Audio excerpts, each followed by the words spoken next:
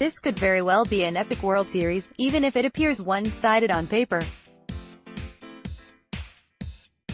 One would think that a Boston Red Sox team that beat the dangerous Houston Astros in 5 games should be the heavy favorites. However, the ALCS was much closer than the 4-1 outcome suggests. The numbers, for instance, say that Red Sox closer Craig Kimbrel has been perfect in save situations this postseason. Boston fans will tell you that he was anything but. Still, there was a reason that these Red Sox won a record number of games during the regular season and took out 2 very scary teams in the Yankees and the Astros. It should be close, which means that it may come down to who makes the right moves and, well, Red Sox fans trust Alex Cora more than Los Angeles Dodgers fans trust Dave Roberts. David Price gets 2 wins in the series and manages to hit a home run in one of the National League games and walks away with the MVP honors, kills all those postseason narratives and gains some benefit of the doubt from the Boston sports media, at least until his next game against the New York Yankees. Red Sox to win in 7. Dave Lengel. It appears nothing can stop the Red Sox. Not even that ropey bullpen. Boston relievers actually improved against the Yankees and Astros. Meanwhile, Boston's boppers have scored even more runs per game in October than they did in the regular season. Yes, even with Mookie Betts at second base, Boston are favorites. Unlike the Sox, the Dodgers have real, sky-high stakes. Los Angeles haven't won a World Series title in 30 years. After the season, Clayton Kershaw could opt out and take his future Hall of Fame pitching talents elsewhere. So yes, the Dodgers need to win now, badly. Can they? Well, yes. They had to scrap to get where they are. LA were 9 games back on the 1st of May, and slowly recovered before finally pushing past the pesky Colorado Rockies in Game 163. Now, after seeing off a team of destiny in the Milwaukee Brewers, the Dodgers are pressing for more. They strike out plenty, but unlike the Yankees, prove they can pivot in a pinch.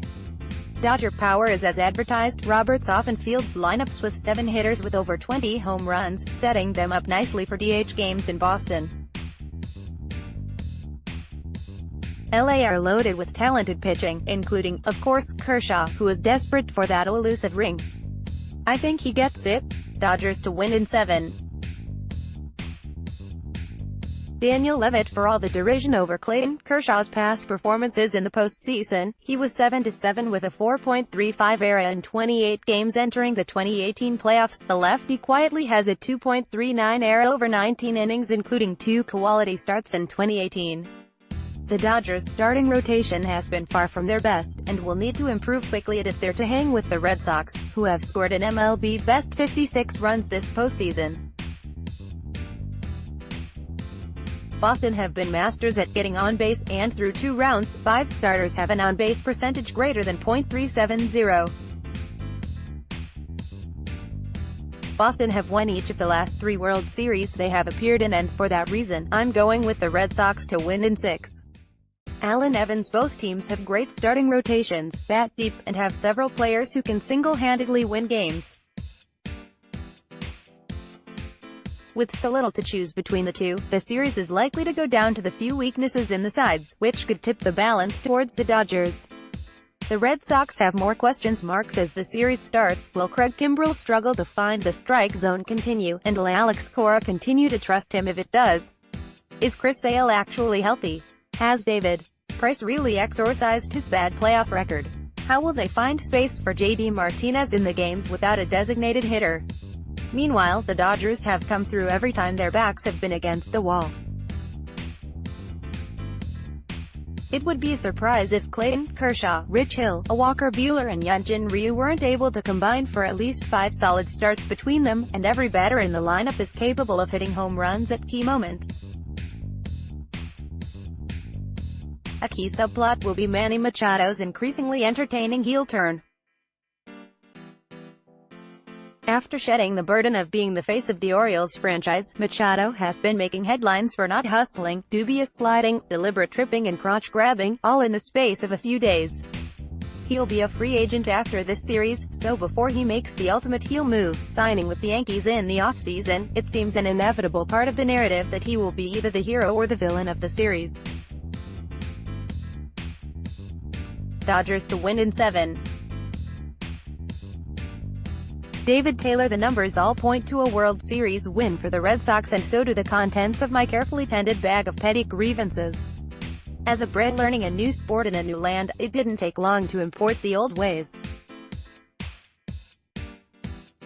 Forget knowledge of the infield fly rule or time spent meditating on box scores. You only know you have truly sunk to the level of proper fan when your irrational hatred of other teams or players reveals itself and ruins the pleasure of watching top-level sport. The bitter neutral is compelled to waste energy hoping to see old rivals suffer.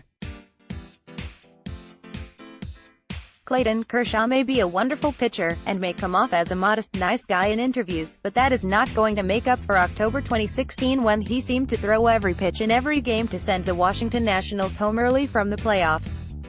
Justin Turner may have a flaming beard worthy of the free folk in Game of Thrones, but it does not burn bright enough to eclipse the memory of him slapping a 2-run triple over Trey Turner's head at Nationals Park.